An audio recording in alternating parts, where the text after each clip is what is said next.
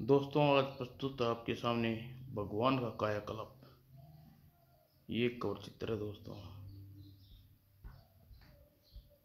जीतपुर राज्य में भगवान कृष्ण का एक भव्य विशाल मंदिर था।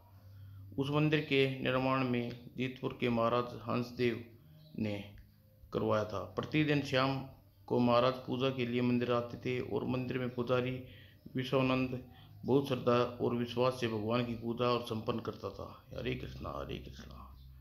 और स्वयं पुजारी शिवानंद दिन रात भगवान कृष्ण की पूजा अर्चना में लगा रहता। हरे कृष्णा हरे कृष्णा हरे कृष्णा हरे कृष्णा हरे हरे हरे।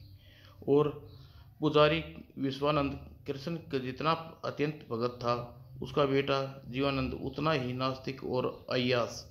वह हर समय एक नृत्य की संपा के घर पर पड़ा रहता। वाह वाह, कितना सुंदर नृत्य करती हो संपा रंपा। और विश्व दंत लोगों के अपने बेटे जीवनानंद की बातें सुन सुनकर बड़ा दुखी होता और प्रतिदिन भगवान से प्रार्थना करता, हे भगवान, मेरे बेटे को सतबुद्धि दे, उसे रंपा के घर जाने से रोको। और भगवान, तूने मुझे ऐसे दुष्ट और अधर्मी संतान क्यों दी? इससे तो मैंने संतान नहीं बोला था। विश्वानंद प्रतिदिन जीवानंद को समझाता था, कहाँ जा रहे हो जीवानंद, रुक जाओ बेटा, तुम पूजा पाठ छोड़कर घर क्यों छोड़कर जो कर रहे हो वो पाप है, रुक जाओ, वहाँ मत जाओ। लेकिन उस पर कोई असर न होता था। एक दिन विश्वानंद अपने को न रोक सका और नृत्य की रंपा के घर पहुंचा। उस समय जीवानंद नशे में बेहोश पड़ा था। रंपा, तुम जीवानंद को मना करो कि यहाँ ना आए, तुम्हें हाथ जोड़ता हूँ, प्रार्थना करता हूँ। पुजारी, जब तुम अपने बेटे को आने से नहीं रोक पाते तो मैं कैसे आने से मना कर सकती हूँ? रंपा, जीवानंद मेरा इकलौता बेटा है और इसके बाद मंदिर में पुजारी बनना है। यदि तुम्हारे यहाँ आकर शराब पीता रहा तो महाराज इसे मंदिर में घुसने भी नहीं देंगे। मैं इसे आने से नहीं रोक सकती। जब तक इसके पास धन दौलत है यहाँ आ सकता है, जब इसके पास धन दौलत नहीं होगा तो मैं इसे यहाँ आने नहीं दूंगी।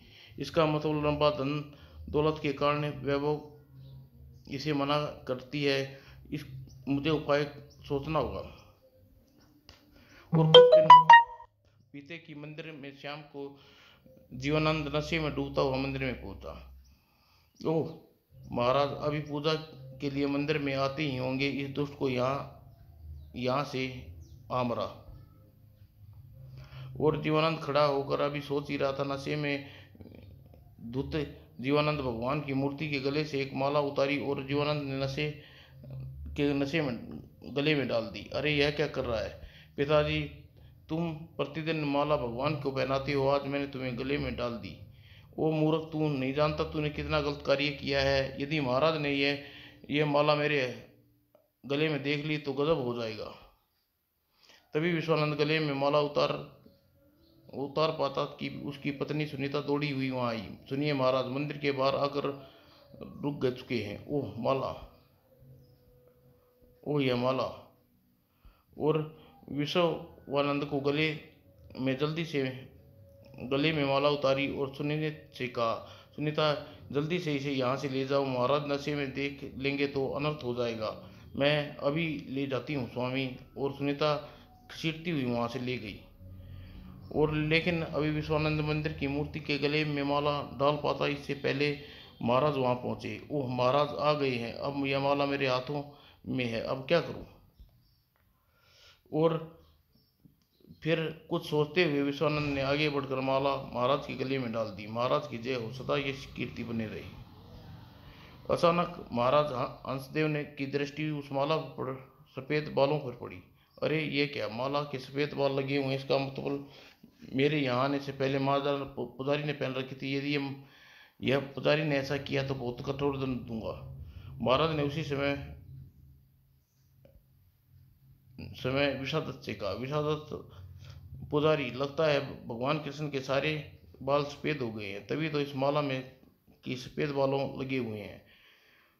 आप ठीक कह रहे हैं महाराज, शिवानंद ने उत्तर। महाराज चकित रह गए। ओह, अपनी दुष्टता छिपाने के लिए पुजारी झूठ बोल रहा है। भला चिर युवा भगवान के बाल कैसे सफ़ेद हो सकते हैं। और पुजारी के झूठ महाराज के मन में क्रोधित जला दी थी, लेकिन उसने अपने क्रोध को काबू में रखे हुए बोले, पुजारी, मैं अभी भगवान की प्रतिमा के पास जाकर देखता हूँ, यदि तुम्हारी बात सत्य न निकली तो तुम्हें दंड दूंगा। ओह, जिस बात का मुझे आकांक्षा थी वही जीवानंद ने आज मुझे भारी मुसीबत में डाल दिया। और लेकिन जैसे ही महाराज हंसदेव ने भगवान की प्रतिमा की ओर बढ़े और तेज झोंके से प्रतिमा के आगे जलता दीपक बुझ गया, और दीपक बुझ जाने से वहां अंधेरा हो गया। ओह, दीपक बुझ गया, यहाँ कुछ दिखाई नहीं दे रहा। पुजारी, तुरंत दीपक जलाओ।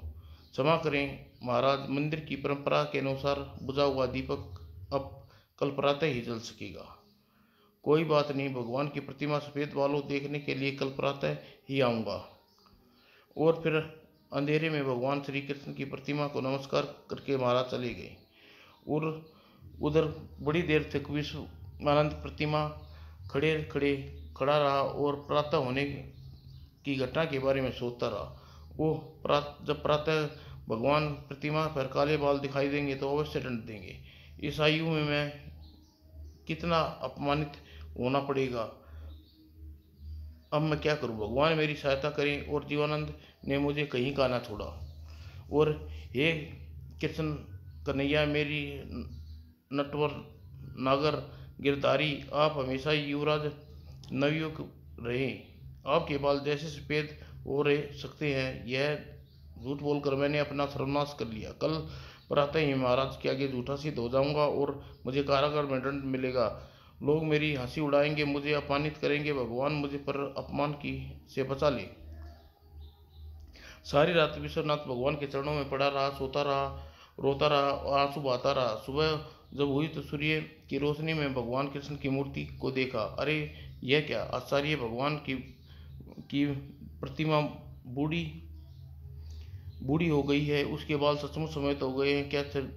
क्या भगवान श्री कृष्ण ने मेरी प्रार्थना स्वीकार कर ली। और प्रातः होती ही महाराज हरदेव भगवान के दर्शन के लिए मंदिर के द्वार पर पहुंचे। कल पुजारी अपनी गलती से छिपाने के लिए मुझे झूठ बोल रहा था, लेकिन अब अपना मुंह छिपाने के लिए कहीं बैठा होगा। और अंदर पहुंचकर महाराज ने विश्वनाथ ने भगवान की प्रतिमा के आगे प्रणाम करके देखा तो अगले ही क्षण उसकी दृष्टि भगवान पर पड़ी। अरे, यह क्या! यह असंभव है। असंभव संभव कैसे हो गया? चिरा युवा भगवान श्री कृष्ण की प्रतिमा बूढ़ी कैसे हो गई? सारे काले बाल सफ़ेद कैसे हो गए? यानी पुजारी ने सच कहा था। पुजारी, मुझे क्षमा करें। कल रात मैंने आपकी बात पर विश्वास नहीं किया। आप जैसे कृष्ण भगत पर शंका करने का अपराधी हूँ। और महाराज, मुझे क्षमा मांग कर आप मुझे शर्मिंदा न करें। लेकिन यह आश्चर्य कैसे हुआ? कल रात भगवान की प्रतिमा एकदम युवा, फिर एकदम रात में यह बूढ़ी कैसे हो गई? चिरानंद अपने सच बोलने से नहीं रोक सका और फिर उस अपना झूठ स्वीकार करते हुए कहा, महाराज, यह मेरे कारण हुआ। मैं कल झूठ बोलकर अपराध किया, लेकिन मैंने भगवान ने मुझे दंड से बचाने के लिए अपने बाल सफ़ेद कर लिए। ओह, इसका मतलब कल रात तुमने भगवान के सच्चे हृदय से प्रार्थना कर दी और भगवान ने उसे स्वीकार कर लिया। महाराज, मैं कल आपसे झूठ बोला, इसलिए इतना बड़ा अपराध करके मैं जीवित रहना नहीं चाहता। तुम क्या कह रहे हो पुजारी? तुमने कोई अपराध नहीं किया। नहीं महाराज, मैंने घोर अपराध किया है। मेरे कारण चिर युवा भगवान बूढ़ा होना पड़ा और अब मैं भगवान के चरणों में अपने प्राण का बलिदान कर दूंगा। मेरा यही प्रतिशोध है। पुजारी इतना कहकर चिरानंद भगवान की प्रतिमा के आगे बढ़ा और उनके चरणों में सिर झुकाया। भगवान, मेरे बेटे को शुद्ध बुद्धि देना, मुझे आपके सारे पर छोड़ कर जा रहा हूँ। भगवान, मुझे क्षमा करना। और कहते हुए वह लुढ़क गया। और अगले ही क्षण विश्वनंद का निर्जीव शरीर प्रतिमा के चरणों में पड़ा था। अरे पुजारी जी, यह आपने प्राण त्याग दिए। भगवान, यह क्या मैं देख रहा हूँ? और विश्वानंद की पत्नी सुमित्रा को जब यह पता चला तो दौड़ती हुई वहां पहुंची। त्रियानंद रंभा ने पास जाने के लिए तैयार होकर बाहर निकलने जा रहा था। स्वामी स्वामी किस के सारे रहूंगी, पिताजी का निधन हो गया, चलो एक तरह से अच्छा ही हुआ, मुझे रंबा के पास जाने से कोई नहीं रोकेगा। और महाराज हंसदेव ने जीवनदान के कंधे पर हाथ रखा। जीवनदान, तुम्हारे पिता का स्वर्गवास हो गया, तुम्हारी माँ को सतावना दो। और फिर सैनिकों को भेजकर अंतिम संस्कार की तैयारी करते हैं। और उसी दिन नदी के तट पर विश्वानंद की अंतिम संस्कार कर दिया गया। और महाराज हंसदेव ने अगले दिन जीवानंद को मंदिर का पुजारी घोषित कर दिया और सुबह भगवान की पूजा करने लगा। पूजा करते हुए जीवानंद के चटावे में आए रुपये पैसे को तुरंत रंबा के पास ले लेता। जय कन्हैया लाल की, बोलो बंसी वाले की जय। और सुनीति कहती कहती रह जाती, यह वह मुड़कर भी न देखता। जीवनानंद, रुक जाओ बेटे, अब तुम्हारे पिता भी नहीं रहे। पिताजी, इस बात का पता चला तो अच्छा न होगा। महाराज को इस बात का पता चला तो अच्छा न होगा। और उधर जीवानंद को आते देख रंबा खुशी होकर मुस्कुराने लगी। वाह जीवानंद, पुजारी पुजारी हो तो तुम जैसा, एक दिन भी आना नहीं भूलते। तुमने तो बताया था कि पुजारी मंदिर में भगवान की पूजा करते हैं, और यहाँ तुम्हारी। जीवानंद की बातें सुनकर रंबा जोरों से हंस पड़ी।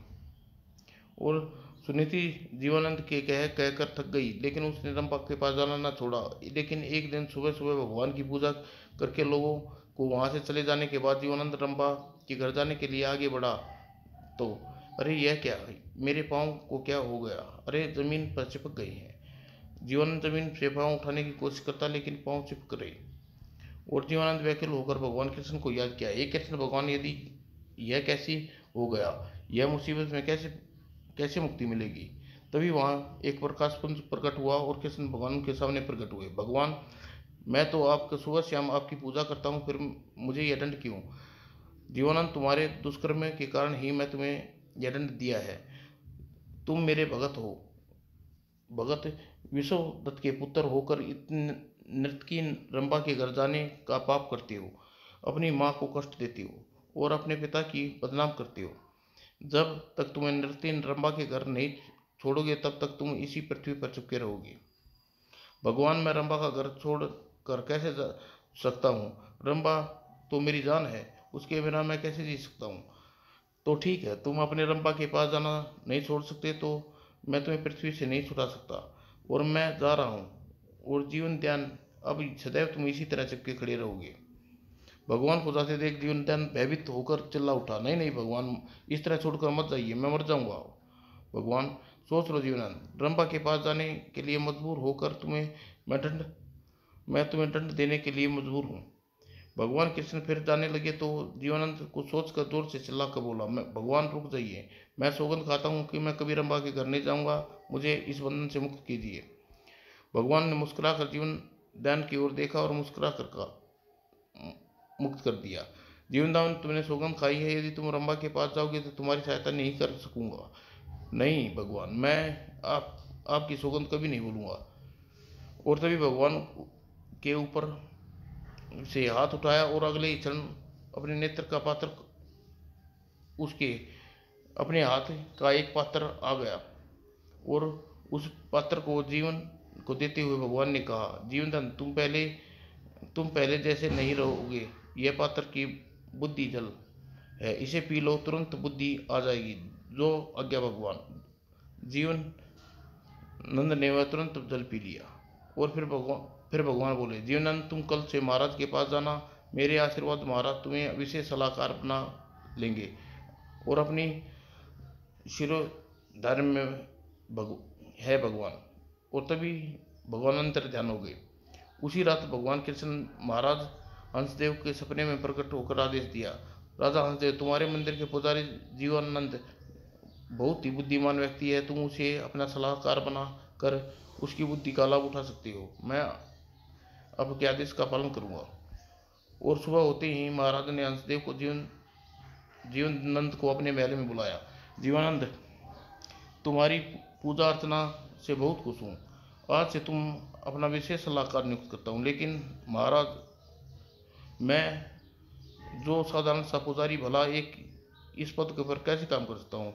इसका मतलब भगवान ने अपना वचन पूरा कर दिया। जीवनानंद, इसी पद योग्य हो तुम्हारे होने, हमने तुम्हें इस पद पर नियुक्त किया है, तुम आज से ही अपना कार्यभार आरंभ कर दो। जीवनानंद कुछ न कह सका और अपनी माँ को यह सूचना देने के लिए तेज कदमों से चल पड़ा। और जीवनानंद एकाकर विशेष सलाहकार बन जाने से दरबार के लोग बहुत जल भुन गए थे। उन्हें आपस में बात करते हुए मंत्री अत्यंत जयंत ने महाराज हंसदेव के पास भेजा। महाराज, दरबार के पुराने अधिकारी इस बात से नाराज हैं कि आपने पुजारी को इतने बड़े पद पर क्यों बैठा दिया। अधिकारी को नाराज होना स्वाभाविक है महामंत्री। जीवनानंद कोई साधारण पुजारी नहीं है, बहुत बुद्धिमान व्यक्ति है। महाराज, दरबार के लोग पुजारी जीवनानंद के चरित्र का पता किया है। वह एक बहुत शराबी और अय्यास है। वह हर समय नर्तन रंबा के घर पे पड़ा रहता है। महामंत्री, पहले जीवनानंद जैसा था वैसा भी क्यों ना हो, लेकिन अब वह बहुत बुद्धिमान है, भगवान श्री कृष्ण का भक्त है। महाराज, सबको जीवनानंद की बुद्धिमान होने पर विश्वास नहीं है रहा। इस बार पद पर बैठाने से पहले उसकी बुद्धि की परीक्षा लेकर देखें। यदि तुम सब चाहते हो तो हम दरबार में जीवनानंद की बुद्धि परीक्षा लेंगे। और अगले दिन दरबार में दो कर्मचारी अपने विशेष फरियाद लेकर पहुंचे। महाराज, हमारा न्याय कीजिए। युवराज, मेरा घर सारा धन हड़प लिया है। महाराज, यह झूठ बोलता है, मैं स्वयं धन गायब किया है। तभी महाराज हंसदेव बोले, जीवनानंद, इन दोनों का कौन सच्चा है कौन झूठा है, इसका निर्णय तुम्हें अपनी बुद्धि से करना है। जी अच्छा महाराज। और जीवनानंद पहले एक व्यक्ति से अपनी बात बताने को कहा। महाराज, मैं रमेश और घनिष्ठ मित्र विदेश में जाकर हम दोनों ने काम करने में बहुत सा धन कमाया और धन को लेकर घर को लौट रहे थे तो जंगल में एक रात को हो गई। और रमेश भाई, बहुत रात हो गई है, रात को आगे बढ़ना ठीक नहीं है, हम लुटेरे हमें लूट सकते हैं। हाँ मित्र, तुम ठीक कहते हो। सारे धन को एक पेड़ के पास गाड़ कर हम दोनों मज़े से इस पेड़ में सो जाते हैं। और उस रात इस तरह में पेड़ पर जीवन में सारा धन गाड़ कर हम दोनों पेड़ पर सो गए। और जब सुबह मेरी आँख खुली तो काफ़ी दिन निकल चुका था और रमेश वहाँ नहीं था। अरे रमेश कहाँ गया, कहीं वह चला तो नहीं गया, लेकिन मुझे छोड़कर कैसे जा सकता है। और पेड़ के नीचे उतर कर देखा तो आसपास उसका कोई पता नहीं था। काफ़ी देर प्रतीक्षा करने के बाद मैंने गड्ढा खोदकर देखा, एक भी पैसा नहीं मिला। अरे रमेश सारा धन चुरा कर भाग गया, मुझे घर जाकर उसको पकड़ना चाहिए, अपना धन लेना चाहिए। यह सोचते हुए मैं तेज कदमों से चलता हुआ नगर में पहुंचा। और जब मैंने अपने हिस्से का धन मांगा तो उल्टे मुझे सारा धन लेकर भागने का आरोप लगा। और जीवनानंद रमेश से कहा, रमेश, तुम इस संबंध में कुछ कहना चाहते हो। जी जी जयेश ने मेरा सारा धन चोरी किया है और मुझे दोनों चोर ठहरा रहा है। जंगल में तुम दोनों सारा धन गाड़ कर रखा था, क्या कोई सबूत मिल सकता है जयेश चोर साबित करे। जी हाँ हजूर, सुबह मैंने सुना है देवता वर्षों प्रवास करते हैं, आपने सच बात बता सकते हैं। ठीक है, मैं कल हम सब वहाँ चलकर वन देवता से सच्चाई का पता करेंगे। अब तुम अपने घर जा सकते हो। और अगले दिन जब जंगल में पहुंचे, जीवनदान के कहने पर रमेश वृक्ष के आगे खड़ा होकर वन देवता को प्रार्थना की। हे वन देवता, आप तो सबको जानते हैं, कृपा धन चोरी करने वाले का नाम बताकर इस अपमान से बचाइए। और वन देवता की आवाज़ सभी टूट पड़ी। जमीन में गड़ा धन मेरी आंखों के सामने जयेश ने चोरी किया है, रमेश निर्दोष है। और सभी खुश होते हुए रमेश से जोर से बोला, अब तो मेरी बात पर विश्वास हो गया, सारा धन जयेश ने चोरी किया है, कृपा जयेश को मेरा धन मुझसे दिलवा दीजिए। ठीक है, हम तुम्हें जयेश से सारा धन दिलवाएंगे, लेकिन थोड़ी देर बाद। जयेश कुछ सोच रहा था। यह कैसे संभव हो सकता है कि वृक्ष पर बोलने लगे, अवश्य ही कोई गड़बड़ है। और यह सोचते ही अगले ही पल जीवानंद ने सैनिकों को उस वृक्ष के नीचे सूखी लकड़ी और सूखे पत्ते एकत्रित करने को कहा। सैनिकों को कुछ देर में वहां बहुत सी लकड़ियां और सूखे पत्ते एकत्रित कर दिए। जीवनदान ने उस लकड़ियों को आग लगा दी। अरे तो आग तो पेड़ को जला देगी फिर। और कुछ ही देर में आग फैल गई और वृक्ष धू धू करके जलने लगा। तभी किसी के चीखने पुकारने की आवाज़ सुनी और बुरी तरह चौंक उठे। बचाओ बचाओ। और जीवानंद के आदेश पर सैनिकों ने बूढ़े को तुरंत आग से निकाल लिया और काफी जल चुका था और दर्द से करा रहा था। महाराज, मेरा बेटा रमेश चोर है। उसने सारा दिन चोरी किया और इसी ने झूठ बोलने के लिए मुझे पेड़ के खोखले विषय में छिपाया था। सब लोग जीवानंद की बुद्धि को देखकर आश्चर्यचकित हो गए। अगले दिन दरबार में विचित्र घटना। नर्तकी रंभा कुछ सैनिकों के साथ दरबार में उपस्थित हुई नर्तकी एक युवक को पकड़कर लाई महाराज से शिकायत की। महाराज, यही युवक युवक ने सपन में मेरा नृत्य देखता है और नृत्य देखने पर 100 मुद्राएं उधार देने से इनकार कर रहा है। महाराज, इस युवक ने मुझे स्वर्ण मुद्राएं दिलाई है। नृत्य रंभा, तुम्हारे साथ पूरा न्याय किया जाएगा। और हंसदेव जीवन याद को देखते हुए बोला, जीवानंद, नृत्य रंभा का निर्णय तुम करोगे। अच्छा महाराज। और फिर जीवानंद रंभा से पूछा, नृत्य रंभा, तुम कैसे पता चला कि श्रीकांत तुम्हारा नृत्य देखता है? श्रीकांत ने मेरे सपने में नृत्य देखने की बात अपने मित्रों को बताई। उनने एक मित्र ने मुझे आकर बताया। श्रीकांत, इस संबंध में तुम्हारा क्या कहना है? श्रीमान, मैं इस बात से इनकार नहीं करता कि मैंने रंभा का नृत्य सपने में देखा है, लेकिन मैं सपन में देखे नृत्य की 100 मुद्राएं कैसे दूं? तभी जीवानंद जोर से बोला, श्रीकांत, तुमने सपने में देखे नृत्य में 100 मुद्राएं देनी होगी। मुद्राओं की व्यवस्था करो, नहीं नहीं तो तुम्हें कारागार में डाल दिया जाएगा। श्रीकांत तुरंत ही 100 मुद्राएं जीवनदान के सामने रख दी। तभी दरबारी दूसरे लोगों को खुसर फुसर करने लगे। यह तो अन्याय है। जीवनदान ने रंभा से मित्रता है, सपन में देखा नृत्य कोई मुद्राएं क्यों दी? जीवनदान ने अन्याय किया है। और कृपया शांत होकर मेरी बात सुनो, अभी निर्णय नहीं हुआ है। और तभी जीवनदान ने सैनिकों को एक दर्पण लाने के लिए कहा। दर्पण ले आया तो जीवनदान ने 100 स्वर्ण मुद्राएं के पास रख दिया। स्वर्ण मुद्राएं की छवि दिखाई देने लगी। जीवनदान ने रंभा से कहा, रंभा, आगे बढ़ो और दर्पण से अपनी मुद्राएं उठा लो। लेकिन दर्पण से मुद्राएं कैसे उठा सकती हूँ? इसमें तो स्वर्ण मुद्राएं के प्रतिबिंब दिखाई दे रहा है। तो सुनो रंभा, श्रीकांत ने तुम्हारा नृत्य प्रत्यक्ष रूप में नहीं देखा। उसने सपने में तुम्हारा नृत्य देखा है, प्रतिबिंब देखा है। इसलिए तुम भी प्रतिबिंब में मुद्राएं ले ली। मैं आपके निर्णय से सहमत हूँ। मुझे स्वर्ण मुद्राएं नहीं चाहिए।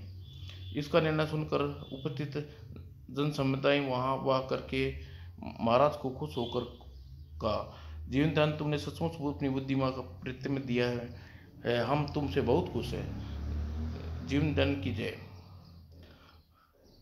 महामंत्री, जब अब आपको जीवानंद के विषय में कोई संदेह नहीं रह गया? नहीं महाराज, आपके विशेष सलाहकार के पद पर जीवनदान ने सही चुनाव किया है।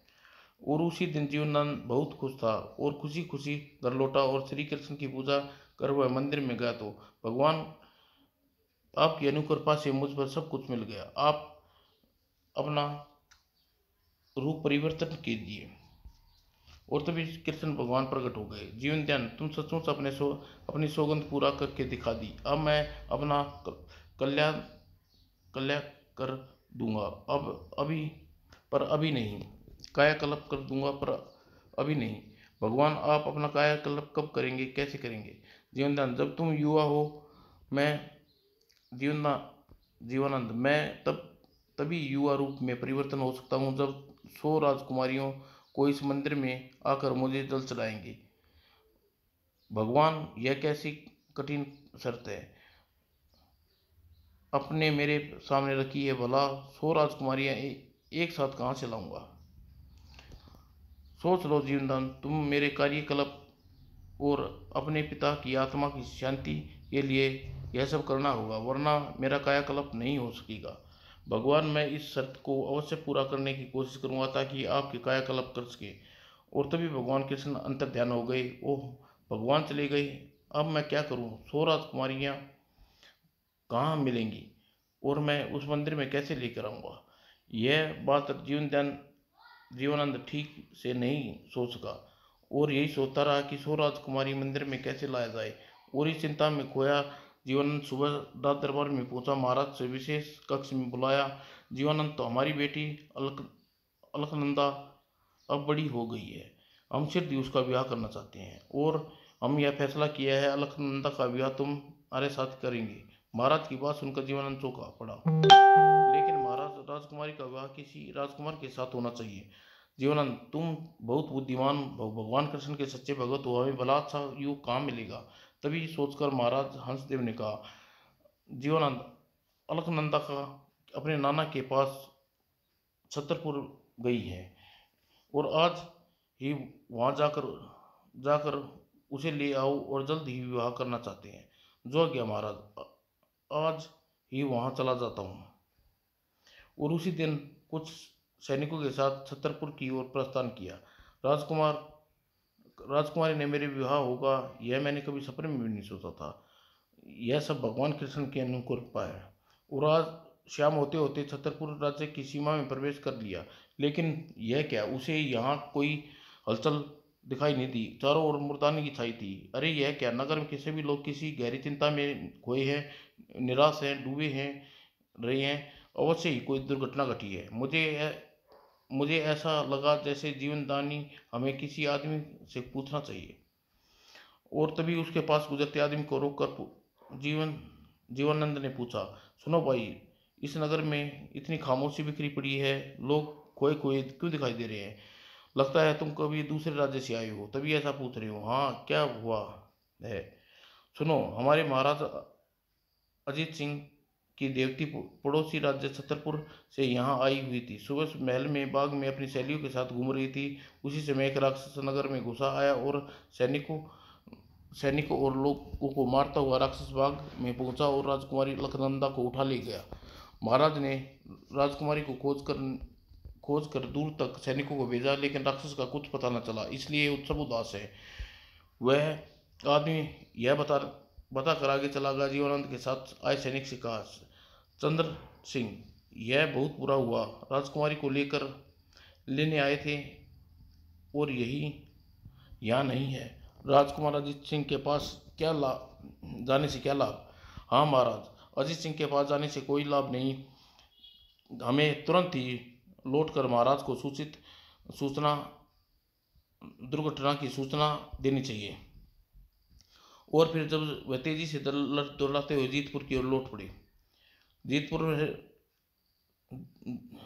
जीवानंद का रथ पूरी गति के साथ दौड़ रहा था। घने जंगल में पहुंच गया। उसे मुड़कर देखा तो सैनिक का कोई पता नहीं था। अरे, सैनिक नजर नहीं आ रहे, कहीं मुझसे अलग तो नहीं हो गए। शायद ऐसा ही हुआ है। जल्दी ही लौटने के चक्कर में मैं तेजी से रथ दौड़ाया होगा, सैनिक मुझसे पिछड़ गए होंगे। अभी अंधेरा फैलने लगा और तभी जीवानंद का रथ दौड़ता ही चला जा रहा था। तभी, रुको जीवानंद, रुको, अंधेरी रात में जंगल में जाना खतरनाक है। जीवानंद रथ रोक कर सोचने लगा, सन्यासी, लेकिन यह सन्यासी कौन है, मेरा नाम कैसे जानता है? रथ रोकने के साथ जीवानंद उस सन्यासी के पास उतरा। बाबा, आप मेरे नाम को कैसे जानते हो, और मैंने आपको कभी देखा भी नहीं। यह इस वन हम इसी वन में रहते हैं जीवानंद, और अपनी दिव्य शक्ति से सब कुछ जान लेते हैं। और हम तो यह भी जानते हैं कि जीवानंद, तुम एक राक्षस द्वारा अलकनंदा के उठा ले जाने से सूचना महाराज जीत सिंह को देने जा रही हो। बाबा, आप तो अंतर्यामी हैं, फिर यह भी जानते हो कि राक्षस अलकनंदा को उठा कहाँ ले गया। अलकनंदा भीष्मासुर का राक्षस उच्चम पर्वत पर ले गया है। भीमा 100 राजकुमारी एकत्रित करके वह अपने देवता पर बलि चढ़ाकर अमर शक्ति प्राप्त करना चाहता है। राजकुमारी के अपहरण करना फिर उसे नहीं मार सकेगा। ओह, तो यह बहुत बड़ा अनर्थ होगा बाबा।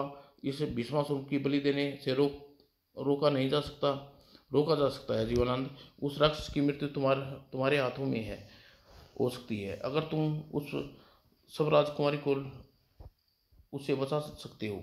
ओह भगवान, कहाँ है 100 राजकुमारी मंदिरों को लेकर तुम मेरा कल्याण कर सकते हो। बाबा, मैं उस भीष्मासुर को कैसे मार सकता हूँ, उसे पास कैसे पहुँचाऊँगा? जीवानंद, तुम यह डंडा लो और यह तुम्हारे काम आएगा। और कुचाल पर्वत का रास्ता मधुमक्खियों का एक विशाल छत्ते से होकर जाता है। उस रात जीवानंद ने सन्यासी की कुटिया में विश्राम किया और सुबह होते ही सन्यासी के चरणों को स्पर्श कर जीवानंद बताई दिशा में तेजी से आगे बढ़ गया। और उधर भीष्मासुर राक्षस अंतिम राजकुमारी को भी हवा उठा लाने में सफल हो गया। यह आखिरी राजकुमारी ले आया। अब मैं राजकुमारी को बंदी गृह में डालकर सुबह पूजा आरंभ कर देनी चाहिए, सबकी बलि दूंगा। ओ नहीं, हमें छोड़ दो।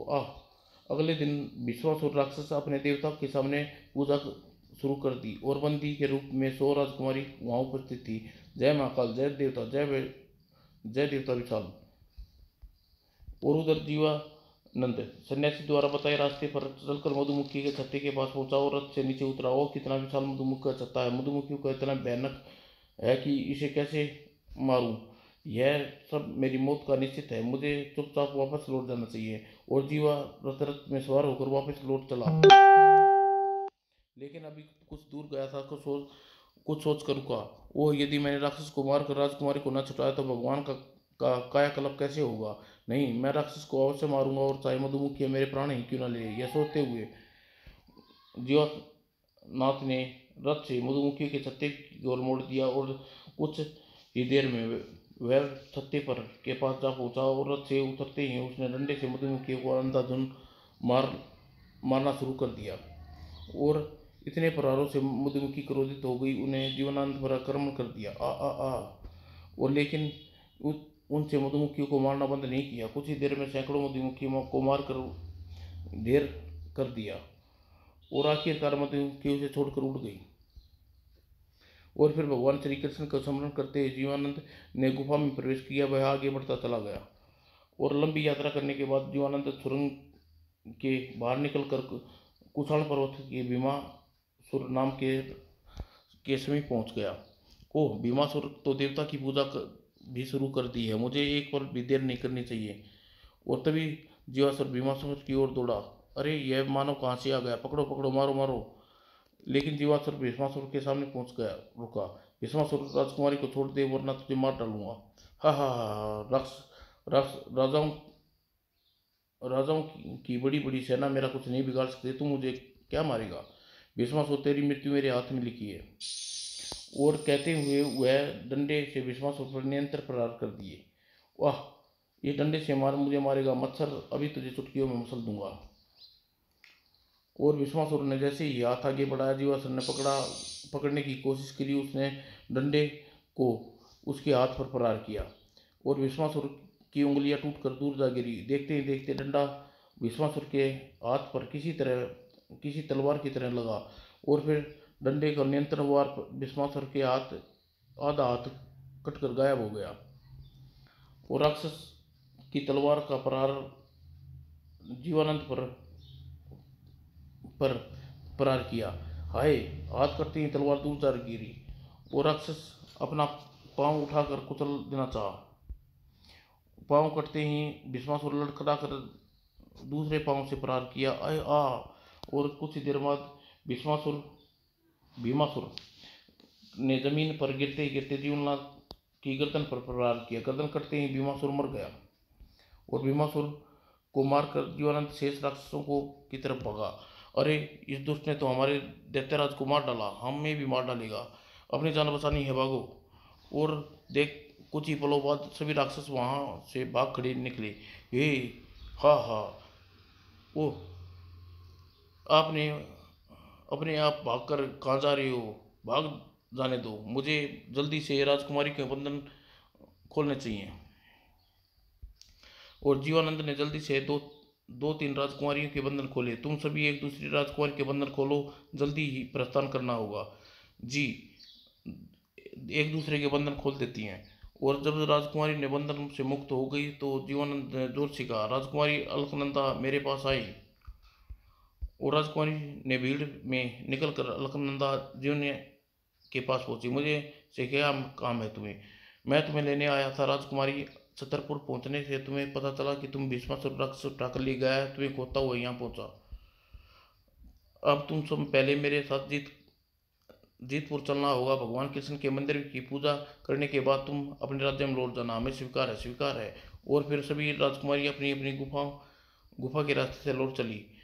और जंगल में जीवानंद सबको उसे एक सन्यासी की कुटिया के पास ले गया, लेकिन सन्यासी का कुछ पता न था। जीवानंद, तुम यहाँ क्यों आए?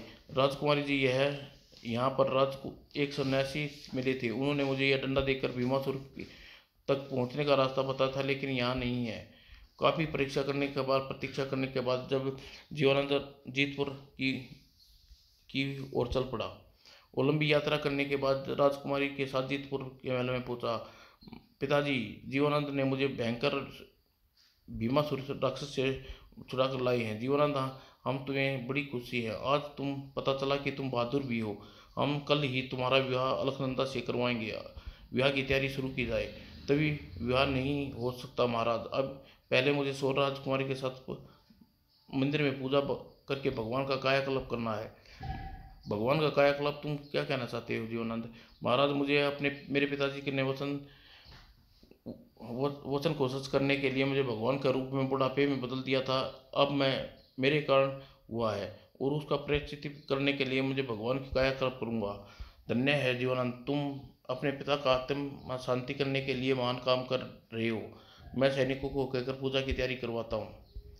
और अगले दिन सो राजकुमारी ने साथ पूजा करने के बाद जीवानंद भगवान की प्रतिमा पर जल चढ़ाया तो भगवान का कायाकल्प होते देखा। भगवान श्री कृष्ण की पूजा स्वीकार करो। और भगवान का पूरा कायाकल्प होते सभी जीवानंद को जयकारा घोषित किया। भगवान श्री कृष्ण की जय हो, जीवानंद की जय हो, और जय जय जय। भगवान का कायाकल्प के बाद सभी राजकुमारी उनके राज्य में भेज दिया गया। अगले दिन धूमधाम से जीवानंद और अलकनंदा का विवाह संपन्न हुआ। और विवाह के बाद अलकनंदा और जीवानंद मंदिर में भगवान श्री कृष्ण के दर्शनों के लिए भगवान प्रकट हुए। जीवानंद, अब तुम्हारी सभी इच्छाएं पूरी हो चुकी हैं, अब मेरी तलवार मुझे लौटा दो। महाराज, तलवार? लेकिन भगवान, आपने मुझे तलवार कब दी? भूल गए जीवानंद, सन्यासी के रूप में जंगल में थे, तुम्हें मिला था, और तुम्हें जो डंडा दिया था वह मेरी तलवार थी। उसी तलवार के कारण तुम भीमासुर को मारने में सफल हुए। भगवान, आप महान हैं, बहुत महान है। और महाराज जीवानंद, जय हो, जय हो। और कुछ दिन महाराज हंसदेव ने जीवानंद को राजगद्दी पर बैठा दिया गया। समाप्त दोस्तों।